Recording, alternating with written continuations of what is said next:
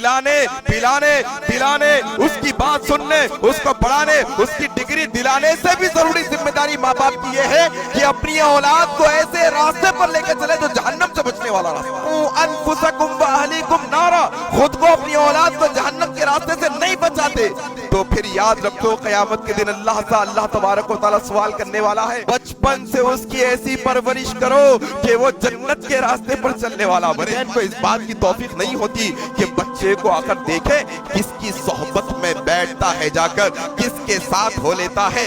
ماں باپ جو اولاد اللہ نے انہیں عطا کی ہے وہ اللہ کی امانت ہے، وہ امت مسلمہ کی امانت ہے، وہ سماج اور سوسائٹی کی امانت ہے کہ وہ اولاد کو ماں باپ ایسے نکھاریں، ایسی تربیت کریں، ایسا بنائیں کہ وہ خود کے لیے بھی، خود کے گھر والوں کے لیے بھی، معاشرے کے لیے بھی، قانون کے لیے بھی، ملک کے لیے بھی، سارے لوگوں کے لیے جو ہے نا فائدہ مند ثابت ہو، ایسی اولاد بنائیں۔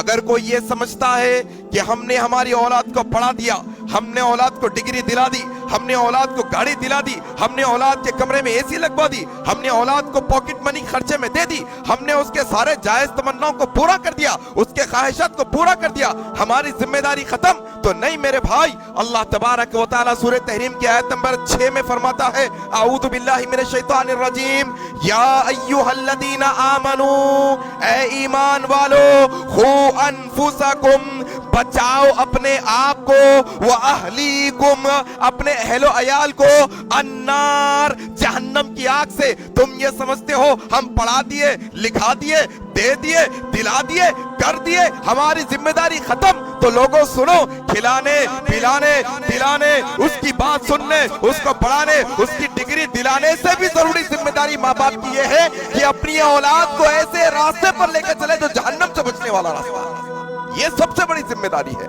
تم 3 وقت نہیں کھلا سکتے، مت کھلاؤ، 2 وقت کھلاؤ۔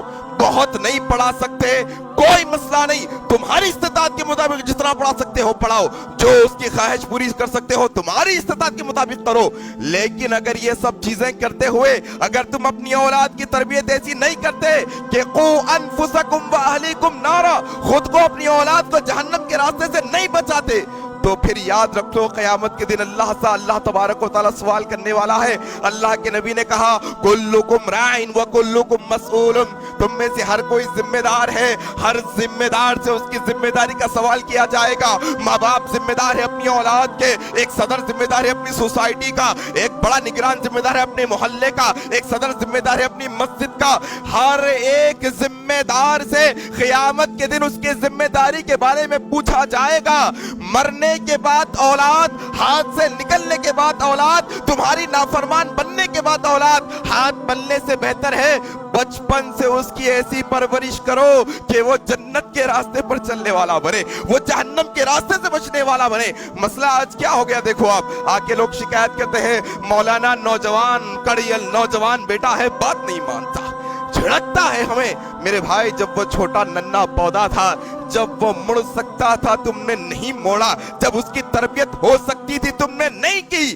اب جب وہ بڑا تنا ہو گیا ہے، اب جو بڑا درخت ہو گیا ہے، اب تم اس کو موڑنے کی بات کرتے ہو، اب ممکن نہیں ہے میرے بھائی۔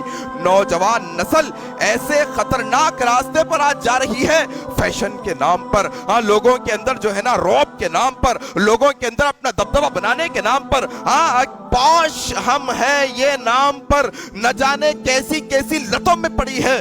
نشے کی لت میں آج نوجوان گپا ہے، اور یعنی گندگی چیزیں دیکھنے کی لت میں آج نوجوان جو ہے نا گپا ہے۔ آج والدین کو اس بات کی توفیق نہیں ہوتی کہ بچے کو آ کر دیکھے کس کی صحبت میں بیٹھتا ہے، جا کر کس کے ساتھ ہو لیتا ہے، کس کے ساتھ اس کا اٹھنا بیٹھنا ہے۔ ہم تو یہ سمجھتے ہیں ہمارے برابر کے لیول کے بچوں میں بیٹھتا ہے تو برابر ہے، ان کے والد بھی پیسے والے، ہم بھی پیسے والے، ذرا پیسے والے لوگوں میں بیٹھتا ہے تو بچہ، نچلے لوگوں میں نہ بیٹھو، تربیت جیسی ہوتی ہے ہو جائے۔ یہ مسئلہ آج ہمارا ہو گیا ہے۔ بچے کو فون تو دے دیے، بچے کو فون تو دلا دیے فرمائش کرنے پر، کمپیوٹر لیپ ٹاپ تو دلا دیے بچے کو فرمائش پر، لیکن کیا استعمال ہوتا ہے بچے کا وہ فون کے اندر؟ کیا تم کبھی اس کے انٹرنیٹ کی ہسٹری چیک کرتے ہو؟ کبھی اس کی گیلری چیک کرتے ہو؟ کبھی اس کے میسیجز؟ یہ توفیق نہیں ہوتی۔ بس سمجھتے ہیں کہ پڑھا دیے، لکھا دیے، دے دیے، دلا دیے، ہماری ذمہ داری ختم نہیں. آپ کی ذمہ داری، اصل ذمہ داری یہ ہے کہ بچے کو جہنم کے راستے سے روکے. سب سے پہلے رب اشرح لي صدري ويسر لي أمري واحلل عقدة من لساني يفقه قولي. رب اشرح لي صدري ويسر لي أمري واحلل عقدة من لساني يفقه قولي.